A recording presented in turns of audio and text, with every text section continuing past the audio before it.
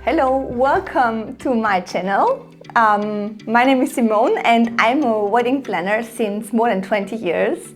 And yeah, if you are a bride or a groom or a witness or a mom of the bride, I'm sure you have many questions. So yeah, I'm here to show you all my secrets, to tell you all about wedding planning in a really simple way. Today, I would like to talk to you a little bit about one of the most important things in wedding planning, and this is the location search. So now we are talking about really the factors what you should consider when choosing a wedding venue and where there can be really issues. The first thing is the music. A wedding without music is no wedding. Sometimes you can have a really low-key wedding where perhaps with a smaller group size, with 10 people or 15, you just want to celebrate the love. But I understand of a wedding party, at least at some point. It doesn't have to be the whole night. But when you go and look for a wedding venue, ask the manager or the person who attends you about how much decibel, I think you said in English, how loud the music can be and until when can be music where.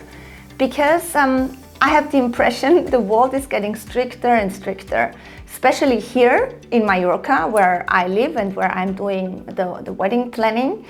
The whole laws have gone really strict. That means that there is a decibel limitation outside, and then inside you can also have some, let's say, restrictions until when you can have the party.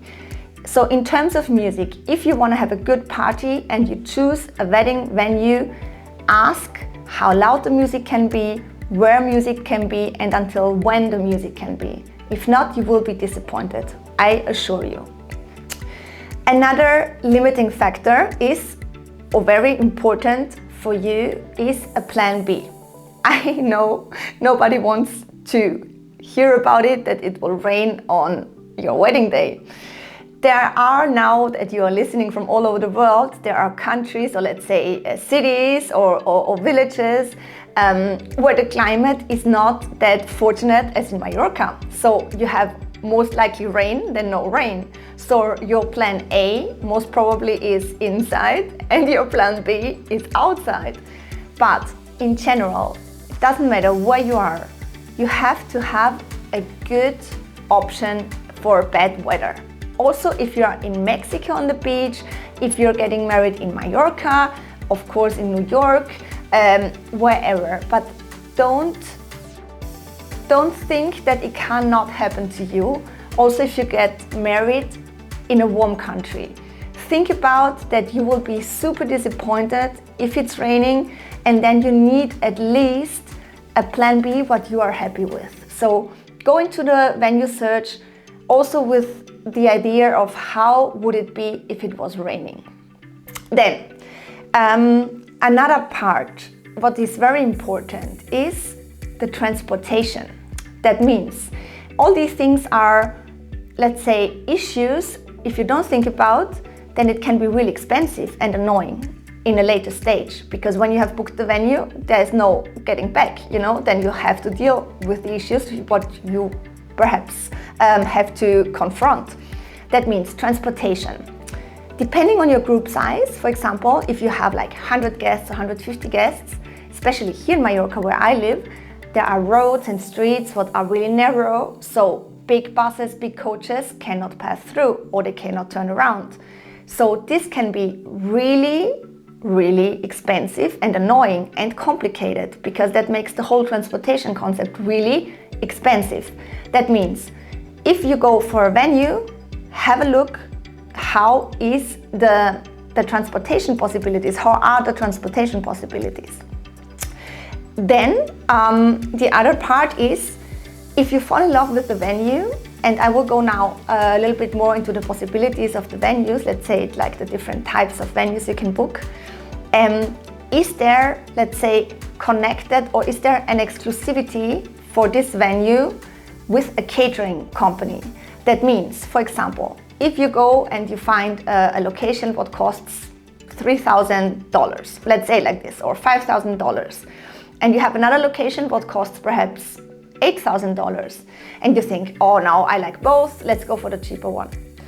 But the important part is, don't look only at your price for the venue, because if you have the exclusivity for food and beverage, have a look also at the menu prices and the drinks prices, because when you book the venue and they work in exclusivity with a caterer, then there is no going back. Then you have to deal with these prices. You cannot bring another catering in with better prices. So have a look at that. Yeah, and these are actually these factors you have to consider looking for a venue. Now, which types of venues exist in general? One is the event location, as I call it. The event location has, all the venues have advantages and disadvantages. So the event location or event finca, here in Mallorca you say event finca, is a location where what you book for one day night, a certain time of hours or a certain amount of time is included in the price, but there normally is no rooms included. That means no accommodation. In general, it's a very good option, especially also for bigger groups, because normally these event venues are very good prepared for events, because they have like enough electricity, they should normally have a plan B, and now when it comes later to the flow, they have normally like more spaces what you can use for your wedding. So event location, first option. Second option would be to go into a hotel. The bigger hotels, and it can be really beautiful, they can be luxury brands like St. Regis or Four Seasons. They might have like a banqueting area, because these bigger hotels might have 100, 200 rooms, and perhaps you don't need all of them, or perhaps the room prices are really high. But look at the banqueting facilities. You can have your wedding in a hotel with many rooms, and the good thing is that normally you don't have to take all the rooms, but you can take a few of them. So you have a good option. This is a big advantage. Normally they don't charge a big location fee, because they make their money with food and beverage, because they have their own kitchen. What is the disadvantage? It can be that you don't have so much privacy, because of course it's a bigger hotel. There may be some zones where you have some trespassing areas, where you have other clients from the hotel, like hotel guests. And yeah, that means that you don't have the whole location for yourself 100%. Normally, in terms of budget, this is normally a quite good option, because you don't have to pay a very high location fee. Another option is, of course, to have it in a private villa, in a private finca, as you say in Mallorca. This is actually a dream of many couples. They are doing a destination wedding especially. They think, okay, let's go to Italy, we rent a villa for a week, and then I stay there with my family and friends. Perhaps I have 5 rooms or 8 rooms, and I do the wedding there. This is a beautiful idea, and it can turn out really nicely. But you have to take into consideration that it's not that easy to find this kind of venue, because not a lot of owners, of these villa owners, are happy to have their big groups of 50 or 100 guests walking through the lawn, or vomiting on the lawn, or jumping with glass in the pool. So if you want to do that, check first. If you find a nice villa, a private villa where you want to do the wedding itself, you have, of course, to check with the owner or the rental person if it's actually allowed to do events there. And then, again, problem music. If there are neighbors, normally there is a certain time, in Mallorca it's 11:30, 12 o'clock at night, there cannot be any music outside anymore. So, advantage, complete privacy, you have your own finca, it's like you are the host. But the disadvantage is that normally these venues, these private villas, they are not really, let's say, prepared for bigger events, because there is not enough electricity, perhaps for an oven, for all the fairy lights you want to put up. How about the toilets?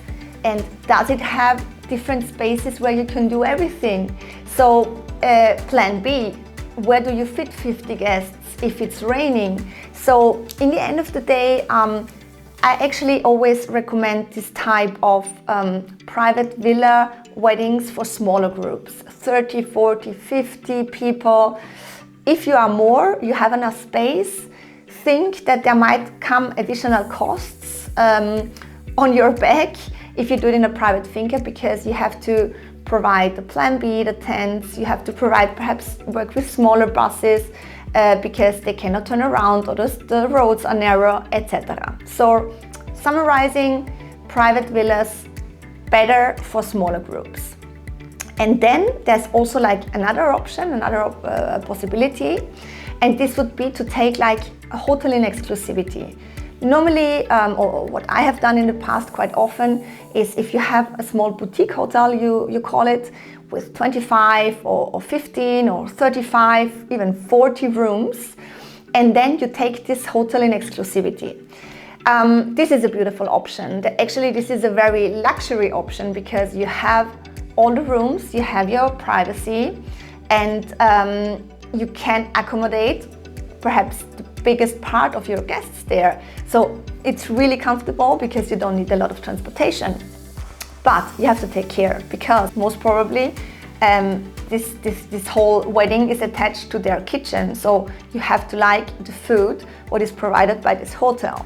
The other part is that normally these hotels, if you take the rooms, they always have a minimum stay of, depending on where you get married, but 2 nights, 3 nights, sometimes up to 5 or 4 nights, you have to take the whole hotel with all the rooms. Or you have 15 rooms in a finca hotel. You might not have, if you have the wedding is bigger and there are other guests like sleeping around in hotels around, in the area around, this hotel or these facilities might not have a good plan B for weddings of 100 people, for example. So it can be that you also have to work with tents. As you can see, each venue has, let's say each venue option has its advantages and disadvantages. So when you go and look for venues, you have to consider all the advantages and disadvantages, and especially taking care of these points I've said before. What about the music? What about the plan B? What about the transportation? And how it is connected to the catering, to the food and beverage. And that's actually, the end, or let's say, I will finish now talking about locations, but there is much more to say. So if you have questions, if you have some comments, please let me know. Of course, subscribe my channel, I would be really happy. And then we are seeing each other in the next chapter, what is about budget, also very important. Bye bye.